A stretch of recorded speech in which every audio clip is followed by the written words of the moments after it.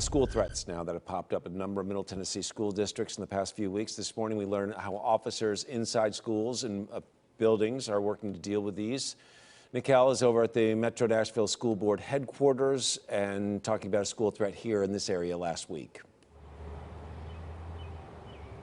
Hey, good morning, Neil. Yeah, this is something that these law enforcement officers, school resource officers, and districts are having to deal with on an increased basis lately. And these SROs are really seeing these issues firsthand. So we talked with the National Association for School Resource Officers, and they're telling SROs to be on high alert this year in terms of recognizing issues that seem to be bubbling up with different students so they can stop any problems before they escalate. So here's a look at which districts are seeing threats locally. Metro Nashville, Henry County, Montgomery County, Wilson, Trousdale, and Rutherford County schools all had these threats in recent weeks. In Henry County, an 18-year-old student from Henry County High School is facing charges for threatening mass violence on school property.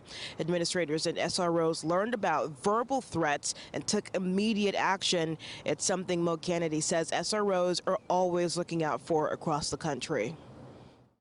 Good law enforcement officers develop a skill set in informal counseling as they work out on the street or whatever role they're in. And this is a skill set that we see really fits in well with meeting students where they are and really helping them. The last thing we want to do is have to have the day end in an arrest or something along those lines. We want to help them.